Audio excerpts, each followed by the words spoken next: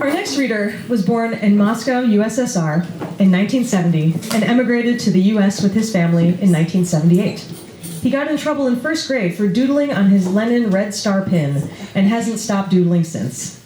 After a false start at Parsons School of Design in New York, he graduated with a BFA in painting and printmaking from the School of the Art Institute of Chicago in 1993. Upon graduation, he promptly began driving a cab, which eventually led to the publication of his illustrated work memoir, Hack, Stories from a Chicago Cab, and Where To, a Hack Memoir. He has exhibited his work in all manner of bars, coffee shops, libraries, and even the odd gallery when he's really hard up. He no longer drives a cab. Please welcome Dmitry Samarov.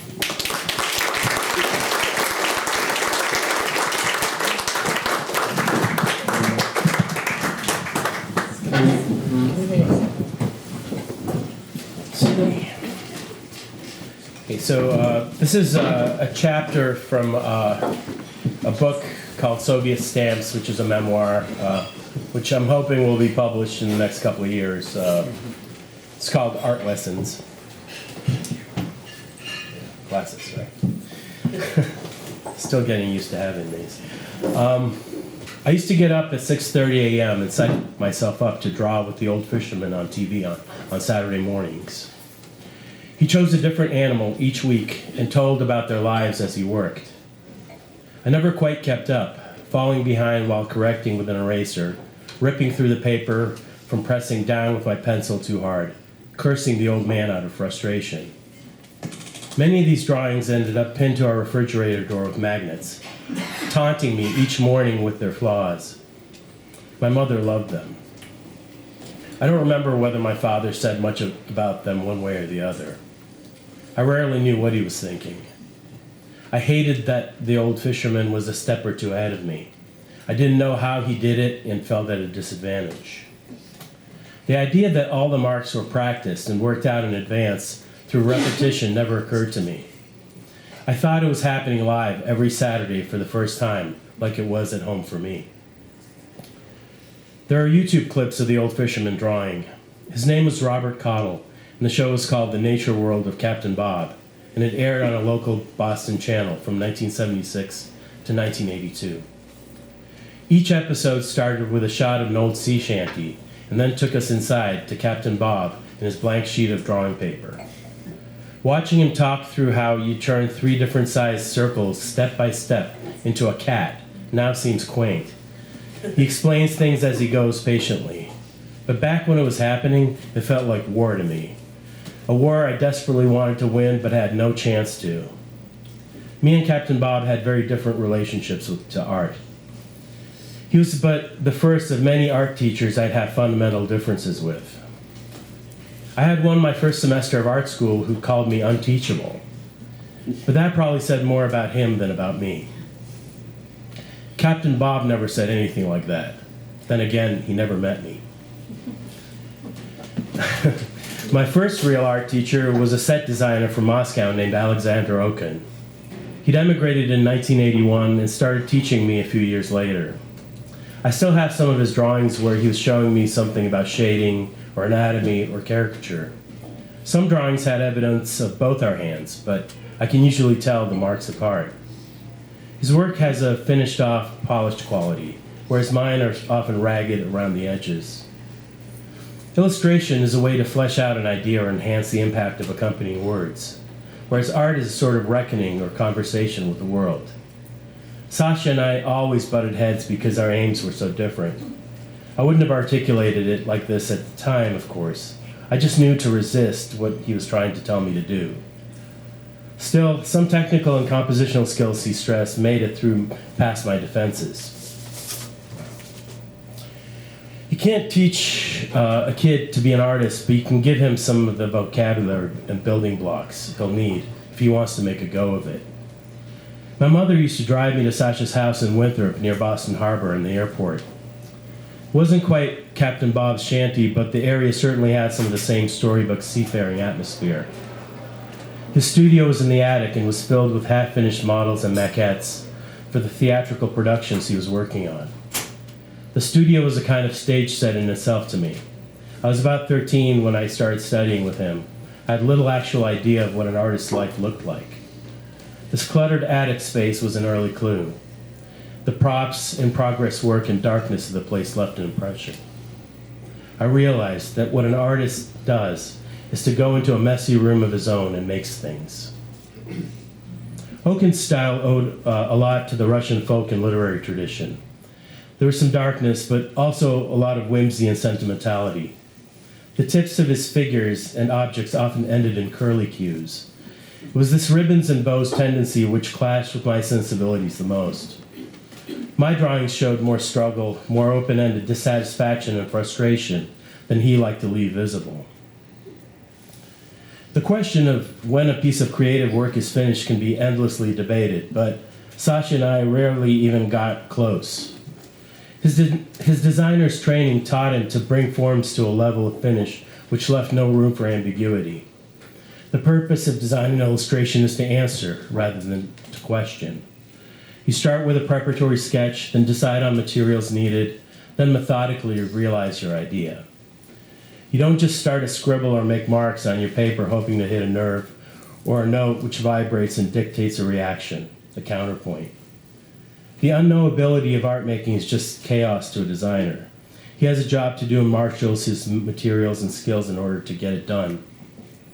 An artist throws whatever he has at hand against the wall and hopes it talks back to him. There's not any rhyme or reason to it, and everyone does it differently, which is why it can't be taught. I didn't know any of this at 13 or 14 and can't imagine what a pain in the ass I must have been for that man to deal with. On the surface, I rejected almost everything he tried to tell me. Typical teenager stuff, but exacerbated by a sense that I was on my own path with the art thing and had to protect it against outside influence. I had little control of anything in my life, so art should have been my safe haven, a reprieve from the powerlessness I felt everywhere else. The trouble was that my safe haven was a hole with no visible floor.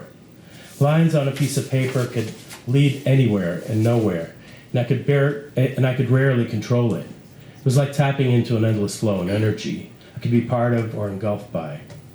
It was the one place, though, where I didn't feel like a liar. There was no way for me to cheat or fool this thing. Art lessons, whether from Captain Bob or Sasha Oken, always felt in some way like a parlor trick, a series of steps meant to impress outsiders or onlookers. That's not how either of them would characterize what they did, and I never would have told them I thought of it this way. But I knew innately that I couldn't follow their directions correctly in order to achieve the desired result. Anytime I took out pencils, pens, or paint, all I could do was try to hold on and not crash in order to see where it wanted to take me. When I was 16, my father signed me up for life drawing classes at MIT where he worked. The classes were held evenings in the student union, next door to the athletic building, where he and I would sometimes go to play squash. The other students were college age or older. I don't recall much interaction with them. But as soon as the model took off her clothes and assumed a pose, I knew I was where I was supposed to be. There was no giggling or embarrassment at the naked woman in front of me, though at that point I hadn't had sex and my experiences in that department were pretty limited. I knew almost instantly that I was there to reckon with the human form in its natural state, rather than work out my transition into manhood. The instructor was a man named Dick Stroud. He projected a great calm, and that probably helped ease whatever tension I may have felt about this new experience. He walked around and he'd suggest a correction or offer encouragement, but it was never a hard sell. Mostly it was about being present and reacting. He taught by some sort of osmosis rather than practical instruction. The big sheets of cheap drawing paper and sticks of vine charcoal freed me up.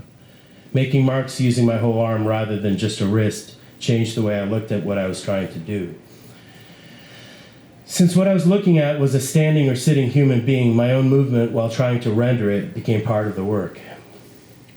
Some of the drawings I did in Dick's class formed my very first art show in the upstairs lobby of the Coolidge Corner movie house where I worked. And eventually, they would get me into art school.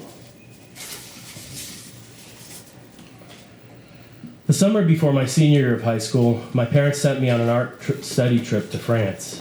We spent a week in the south of the country living in a sort of farmhouse and making day trips to visit cave paintings and regional museums. That was followed by a week in Paris. The program was run by Parsons School of Design in New York, where I'd eventually go for exactly one semester. But it was the idea of the program was to separate the kids who dabbled from those who were serious. We spent most days painting or drawing all day.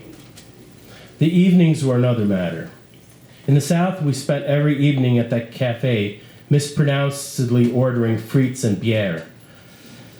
One drunken night, a girl I had barely said a word to spent a half hour making out with me. The next morning, she pretended it had never happened. In Paris, my roommate at our hostel was a skinhead named Randy. He'd apparently gotten into trouble on the flight over by getting high in the bathroom. In the city, one of his favorite things to do was to make a trail of bread up to his combat boots, then kick pigeons in their heads when they repeatedly took the bait.